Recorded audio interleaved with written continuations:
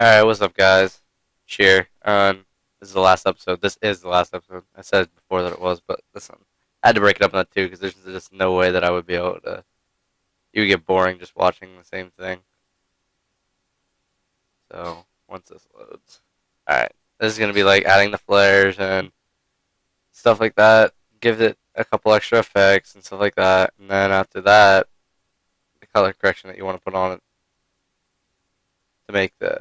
That's all. That's pretty much everything is about color corrections now. Like, there isn't a background that doesn't have a color correction on it anymore. But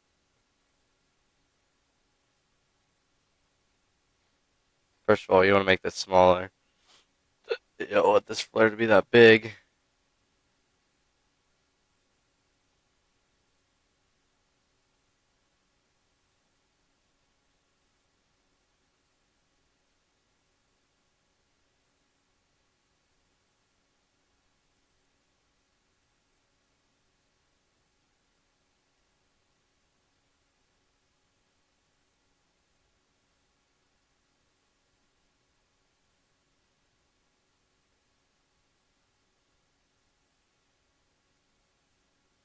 Alright, put that flare there.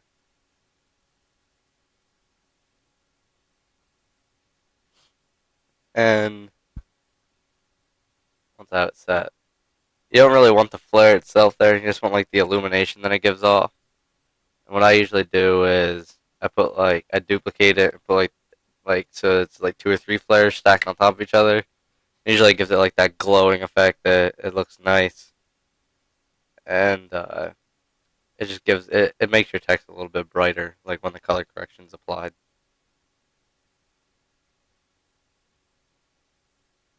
So here you hit duplicate, and then one more time, and that should be nice. You can see like the blue illumination right there at the bottom, right there. All right. So then once you have this, this is just a real basic background. Like you can add more things to it, but I'm just showing you how to apply your color corrections and things like that. You can get color correction packs, just search up on YouTube and stuff, or you can make them yourself. I have my own pack that I made that are just like the basic colors, but this one that this guy made, I'm not sure how to pronounce his last name, but Cameron, it's got a lot of different colors and like different types and things like that. So I'm just gonna use normal one. What you do is he has them all like so that they're turned off so that you can't see. But what you're gonna do is you just want to click the eye. Where you click right here in this little box and it like opens and it like turns it so that it's visible, and then you click on it, and then basically it's just like taking a picture and you just drag it and drop it into the thing like that.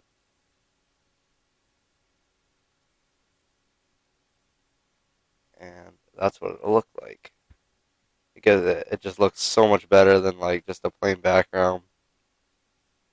But I also have another one that I use it just gives it like a darker overlay that's in this one GFX pack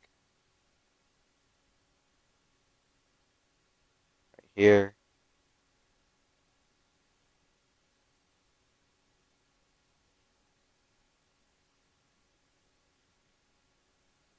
This gives it a darker contrast over it.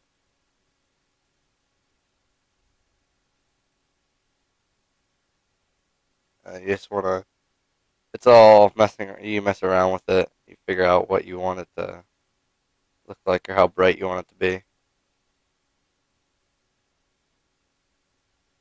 Usually the dark contrast, you don't want it to be real high because then you really can't read much.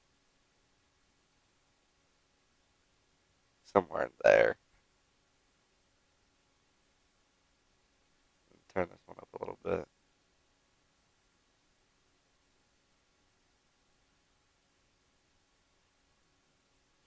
And it's like that. Basically, that's all it is. I mean, color corrections and this is just real basic. I don't even like how this looks right now. It's just really ugly, but I don't really need to add much more.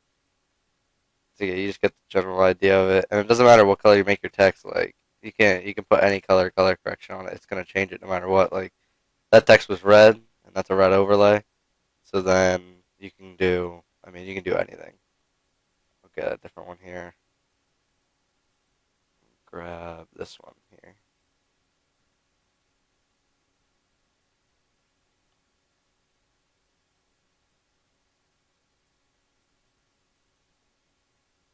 Apply it. Obviously, it's too dark because you have the dark contrast and you have that, so you have to turn it down a little bit.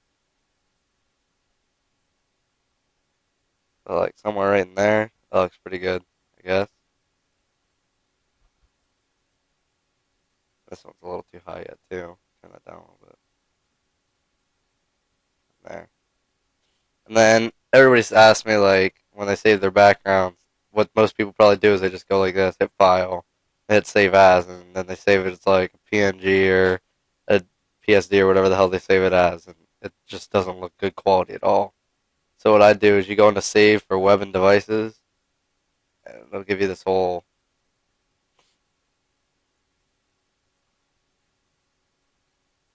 If it works, it's just lagging so bad right now. All right, it gives you all this, but it looks like a lot, but it's really not hard at all.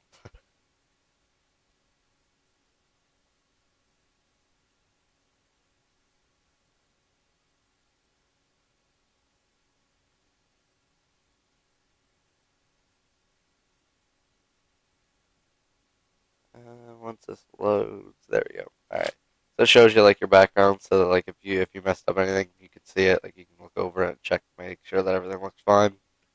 What you want to do is you want to go up here, and then it gives you all these options. You want to look for PNG24, and if you look down here at the K or well, it's kilobytes, and you look down here. If it's over if it says 1.0 something something something, you can't save it as a PNG 24.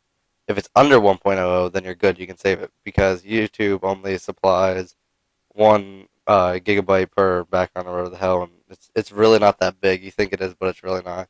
So if it is over one, then you can always do this, and you don't. I mean, you lose quality, but it's not anything that you can really tell. Like, see, I just changed it. You couldn't tell anything. What I do is you put it on PNG 28, and you put it on pattern, and I mean, you'll see here. You can't tell a difference at all. I mean, so maybe the quality in the text or the background or something you can see, but other than that, you really can't see a single thing different. So that's it. I've been Cheer, and I'm out. Peace.